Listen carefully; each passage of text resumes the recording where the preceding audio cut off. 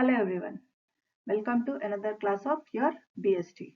Today we will know about need hierarchy theory. इस theory को Abraham माल्सो ने शुरू किया था।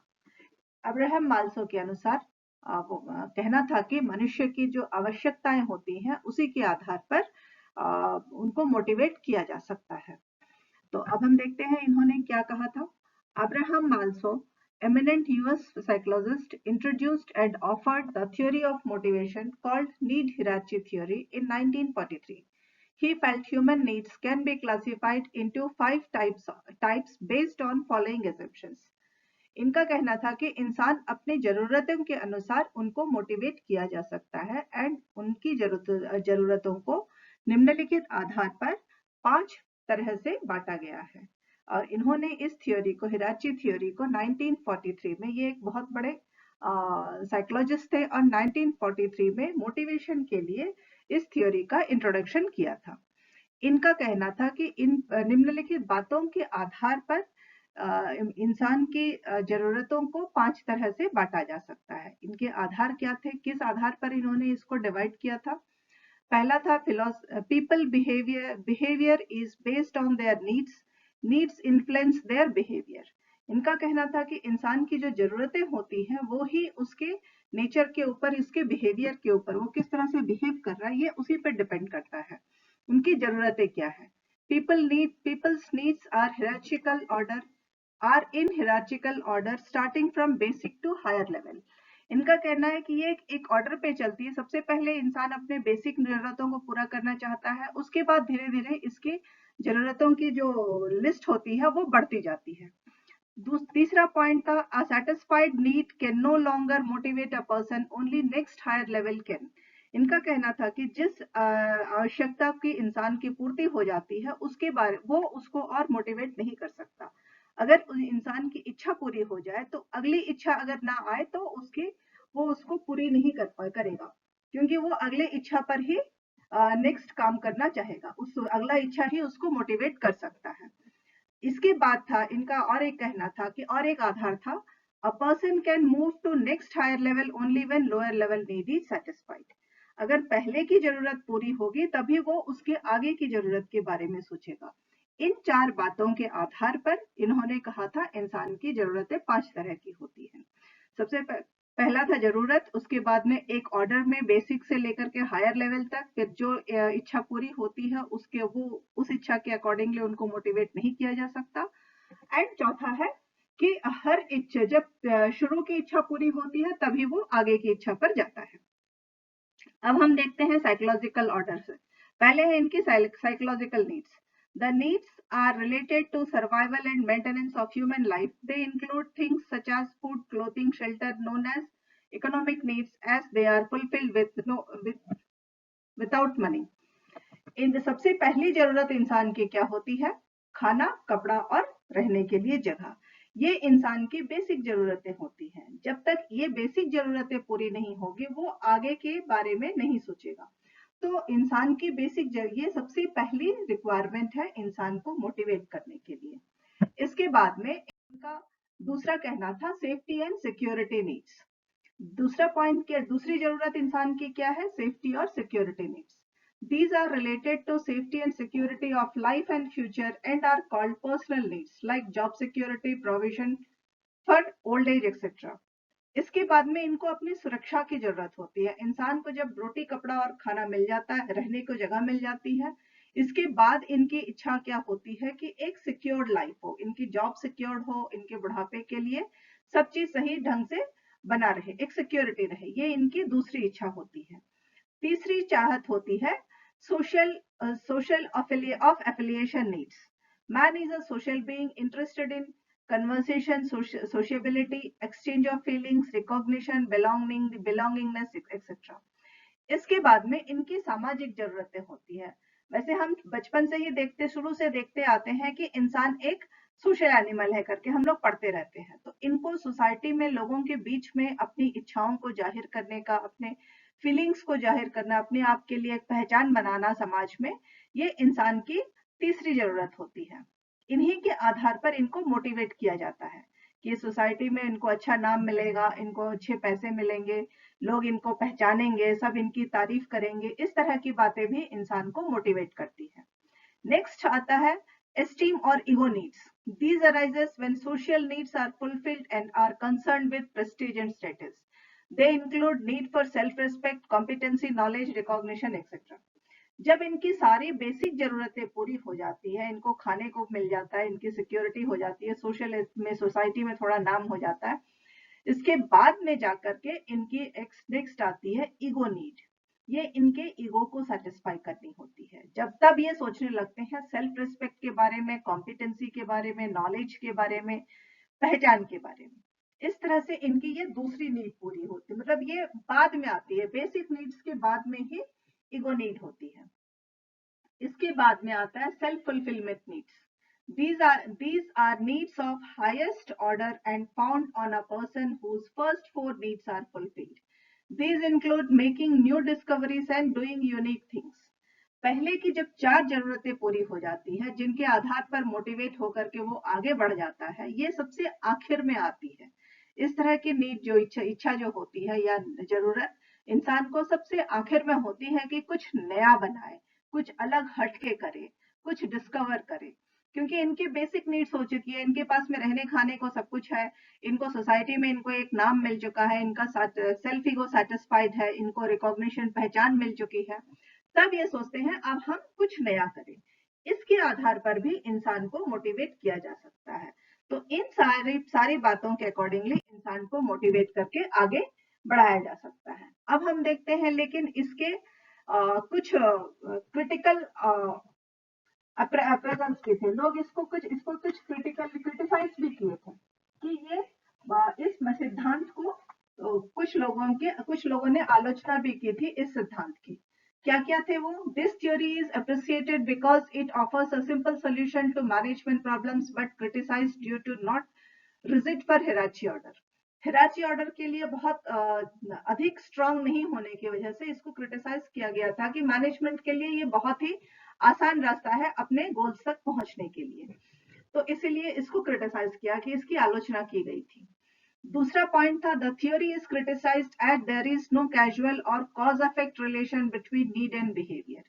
इसके लिए कोई कारण नहीं था कि इसमें कि जरूरत और उसके बिहेवियर में किस वजह से वो इस तरह से कर रहा है, उसके बीच का कोई जरूरत जो है उस बात को क्लियर नहीं किया गया था।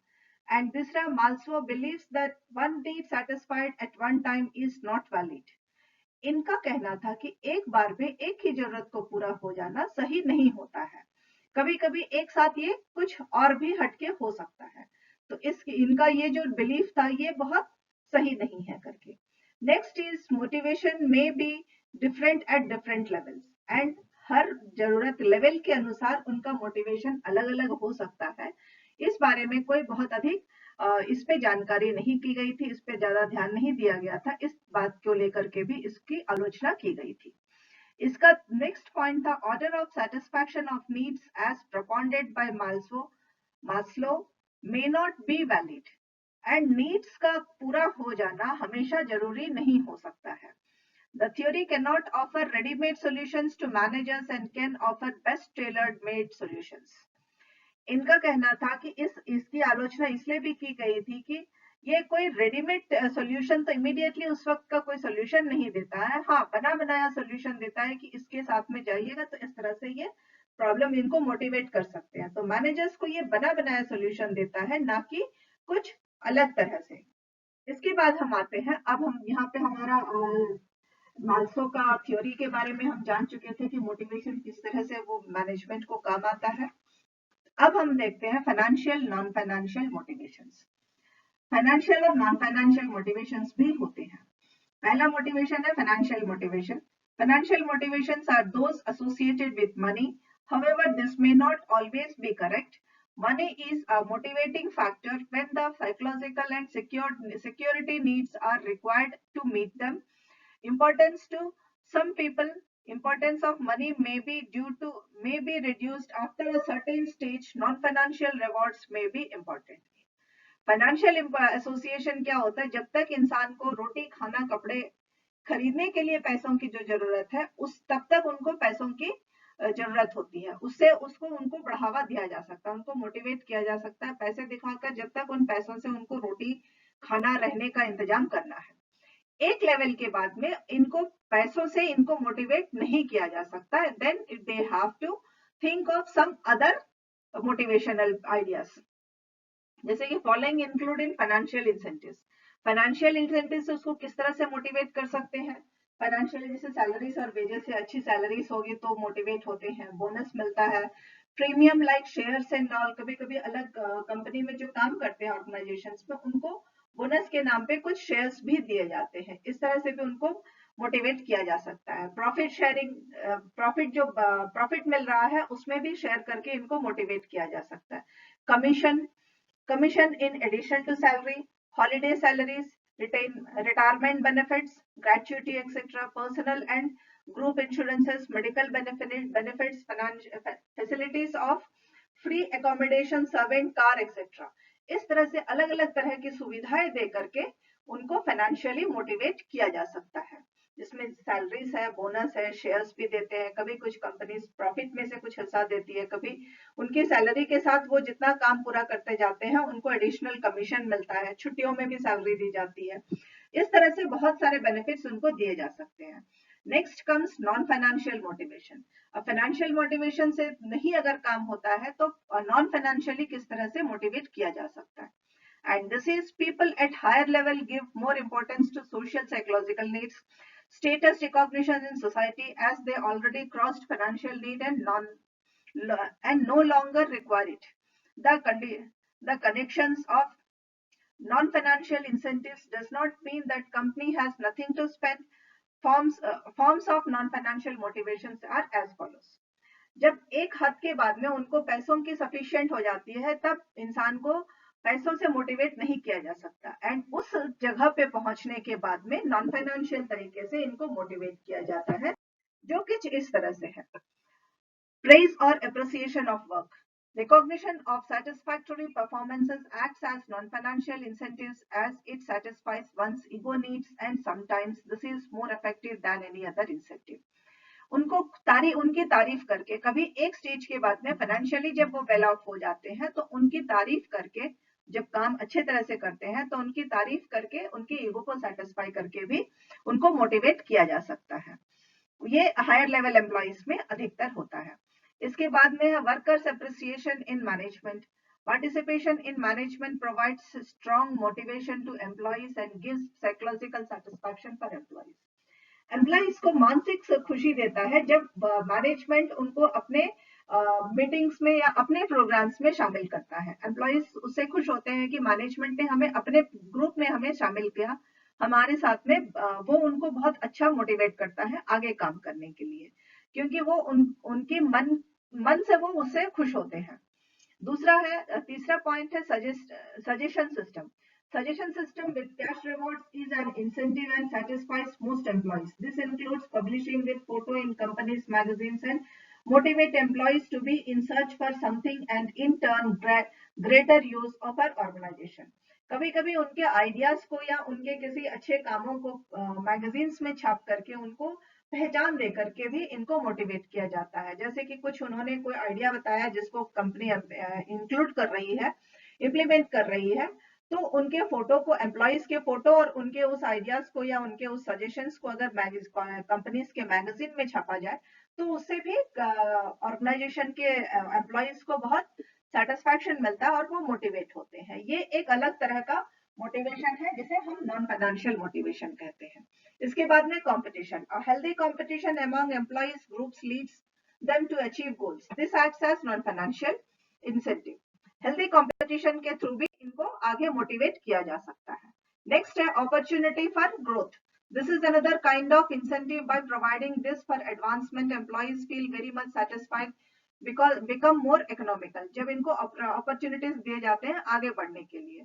Next है knowledge of the result.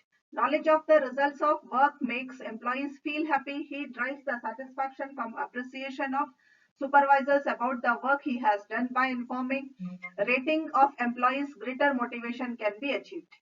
और जब उनकी तारीफ की जाती है तभी वो बहुत खुश होते हैं। उनके काम की तारीफ हर किसी के हर जगह में बताई जाए तो भी वो बहुत खुश होते हैं।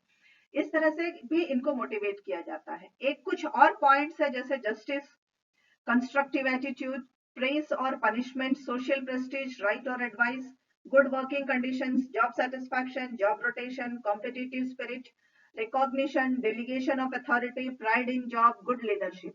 इन सारी बातों से भी, ये सारे नॉन फाइनेंशियल मोटिवेशन होते हैं। इस तरह से भी मोटिवेट करके एम्प्लॉइज को गोल, ऑर्गेनाइजेशन के गोल को पूरा करने के लिए सेटिस्फाई किया जा सकता है। Thank you girls.